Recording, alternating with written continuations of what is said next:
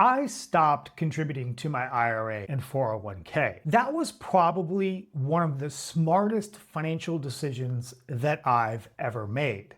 Everything that you've been told about personal finance says to max out your accounts, contribute forever, and let compound interest do the work. That's pretty sound advice, but it's also incomplete. And the missing piece is costing people years of their lives. There's an endpoint to the retirement problem. And once you understand where that endpoint is and how close you might already be, the way that you think about investing changes permanently. My name is Justin Saffel. I made work optional at 38. I now manage over $13 million in client assets as of this recording through my firm CreativeVest, a registered investment advisor, and I'm the founder of Financial Engineering School. In this video, I'm going to break down what I call the critical mass theory. I'll show you the 3 levers that actually drive investment outcomes, and I'll walk you through the exact 5-step sequencing protocol I use with my clients to figure out when to stop contributing to retirement accounts and where to redirect that capital instead. Stay with me, because this is the math that nobody's running. And this may just be the most important video you watch all year. What problem is your 401k actually solving? Most people have never stopped to answer this question. They contribute every paycheck, feel responsible about it, and then they move on. They never ask, have I already solved this? According to the Federal Reserve, 46% of Americans have 0 retirement savings. None. Solving the retirement problem first makes complete sense. Concentrate your capital there until the problem is solved. Once it's solved, it's actually inefficient to keep solving the problem. This is the pattern that I see constantly in high-earning engineers and professionals that come to me for advice. They're making $200K, $300K, sometimes even more. They're contributing consistently for years. They're doing everything right on paper. Still, they're financially scattered. They still have no idea whether they're actually on track or how far they are from the point where their money actually starts working harder than they do. Look, I didn't always stay with the same employer, and most people don't. The average American worker holds 12 jobs over their lifetime, spending less than 4 years on any one of them. Every time I changed jobs, I left a 401k behind. But instead of letting that money sit, I rolled over each one of them into an IRA that I controlled. The reasoning was really very simple. I had enough investing knowledge to know and believe that I could generate better returns than whatever kind of limited fund options were available by my employer-sponsored plan. Turns out it was a pretty safe bet.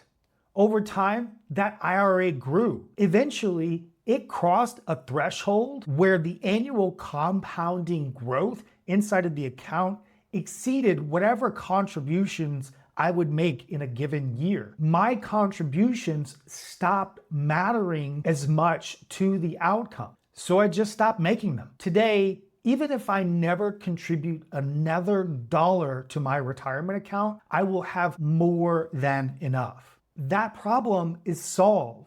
The most efficient thing that I can do now is point that capital at a problem that still needs solving. Present quality of life, current freedom, time while my healthiest years are still ahead of me. Real quick, before we get to the framework, I built a free critical mass calculator that runs all of the numbers, all the math automatically for your specific numbers. Your balance, your contributions, your timeline, your inflation rate. It spits out the exact freedom number and tells you whether the retirement problem is solved already or not. It's completely free. It's inside my community I call Financial Engineering School on School. Comment freedom below and I'll send you a direct link, or if you prefer, you can grab it in the description below right now. Now let's move on to the 3 levers. There are only 3 levers that you can pull in investing: time, critical mass, how much money you have, right? And performance.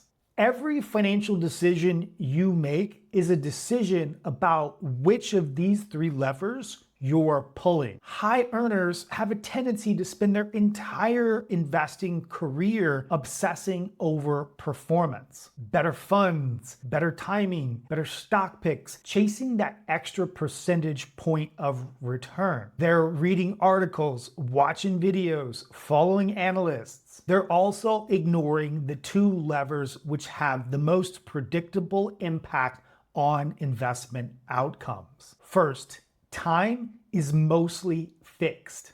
You can't manufacture more of it.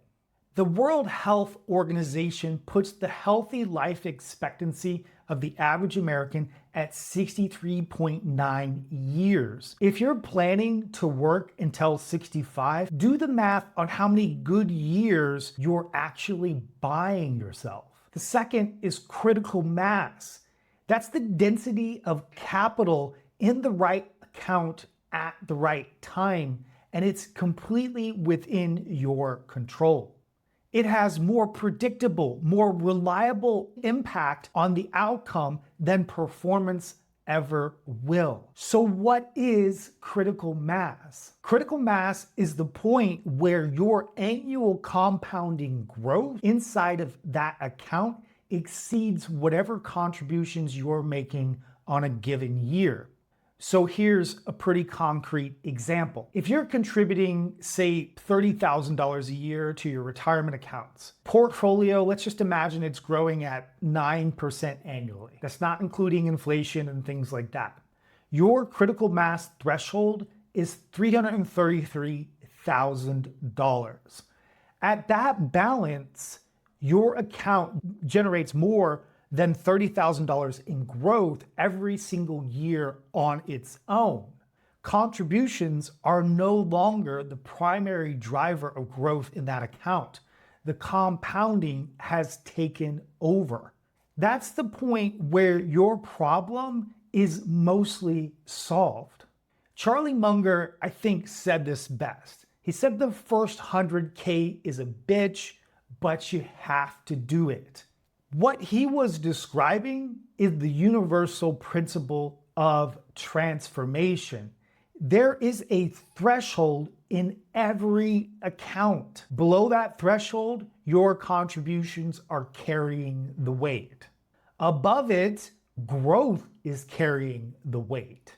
High earners never reach that threshold in any single account because they're too busy spreading capital across 5, 6 accounts all at once. None of them ever get to the critical mass where compounding works on its own. The goal here isn't to fill every one of your buckets simultaneously.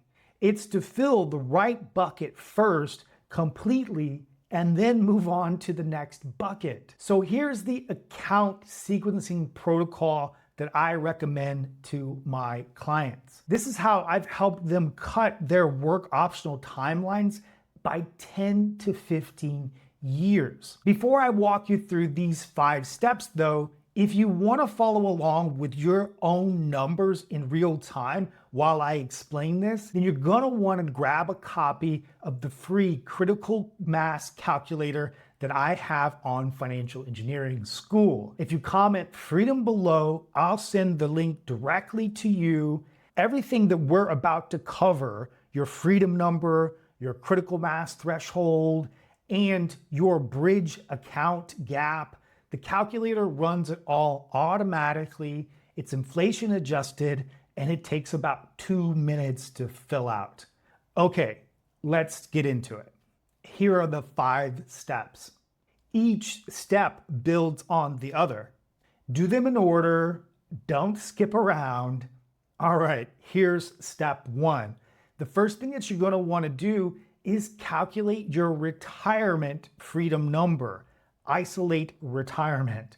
Your freedom number is the portfolio value needed to sustain your current lifestyle indefinitely without working. The quick math rule of thumb on this, which is a little bit incomplete and I hesitate to give it to you, is to multiply your expenses, not your income, by 25. So for instance, if you're spending $80,000 a year, your freedom number is about $2 million. What most calculators miss, though, is the inflation part of it. So if you're 38 and you're retiring at 60, your $80,000 in expenses today looks very different in 22 years from now. You have to inflate that number to the retirement day that you're expecting to make work optional. Then you want to multiply by 25. Your freedom number is probably higher than you think, but probably lower than most pundits or advisors suggest. And it's more achievable than you think once you run the numbers in the right sequence and plan. So let's get into step two. You want to calculate your critical mass threshold. This is your annual contributions divided by your expected return on capital. So, for instance, if you're contributing $30,000 a year to your retirement accounts at 9% annually, that's $30,000 divided by 0.09. Critical mass is $333,000. So when you cross that threshold, that's when growth takes over. Your contributions at this point may actually be optional. Step three, you want to rank your accounts by flexibility. Here's the thing. $1 locked up inside of a 401k until 59 and a half has a completely different value profile than $1 inside of a brokerage account that you can access tomorrow without paying any penalties or jumping through a bunch of hoops. So you have to ask yourself, what problem am I trying to solve and which account is actually built to solve it? So for traditional retirement, tax advantage accounts work best. Those make sense. For work optional at say 52 or 50 or whatever you have in mind, you have a gap that you have to fill. The years between when you want to stop working and now, that's what those accounts unlock, right? And so the gap is a bridge problem and it requires a different type of account to potentially solve it. Now, let's move on to step four. You want to concentrate until you hit critical mass. At that point, you've got choices, you've got options. You can stick with that or you can choose to redirect some of that. Pick the account solving your highest priority current problem.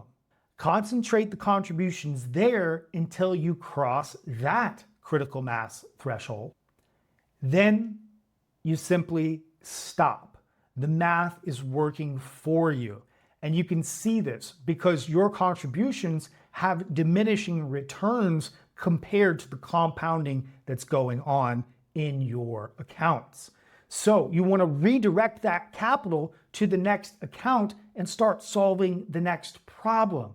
The first account keeps compounding without you. Your savings are now working on a new problem to solve. So this is the discipline that most people never apply because no one ever gave them the sort of permission to stop contributing to accounts that have already solved their problem. So that brings us to step number 5. So you want to build your bridge account deliberately. Work optional before 60 requires a taxable brokerage investment account. Full stop. no exceptions unless you're planning on to working part-time during that period. No contribution limits in this account, no withdrawal restrictions in this account, no penalties, and the complete flexibility to deploy that capital however your system calls for it. Most people build this account last or sometimes never, but you want to build it intentionally, sequence it into your timeline. If you want access to your money at say 50, you're going to need capital outside of those tax-deferred accounts before you get there. Let me tell you, there's a specific kind of calm that arrives once you know you've solved the retirement problem for yourself. When I crossed critical mass in my retirement accounts, I stopped worrying about retirement. The compounding was going to carry me there regardless of what I contributed next. That actually freed me up to focus on a completely different kind of question. What does the next 10 years look like while I still have my healthiest years in front of me? And that, in my opinion, is the question worth engineering for. Again, if you want to run these numbers yourself, comment freedom below. I'll be happy to send you the critical mass calculator directly. It runs your freedom number, your critical mass threshold with your real numbers adjusted for inflation, and it takes about 2 minutes to run. It lives inside of Financial Engineering School, my community on school, with all kinds of other free courses and resources available to you 100% free. When you join, you get access to the financial engineering framework, the Freedom Tracker, and a community of analytically minded professionals and entrepreneurs all working at the same goal, making work optional while they still have their healthiest years. The link is in the description. Of course, you can go grab it right now. And if you're watching this and you're thinking you want to go a little bit deeper, you want someone to sit down with you with your actual numbers, your freedom gap, all that live, and help you build a specific plan to your income, your accounts, and your timeline, it's exactly what I do inside of the Financial Engineering Accelerator. It's a 60-day program, and I'm currently taking applications. The link is also in the description. You can check it out there. We'll install your entire wealth system. We'll build your freedom number. We'll close your freedom gap and have you an automated investment system built before you're done. Like I said, the link is in the description. Also, you can comment freedom below, grab that calculator, run your numbers. It takes 2 minutes. All right, that's all I have for this video. I hope you've enjoyed it and I hope you've gotten something out of it, and I'll see you in the next one.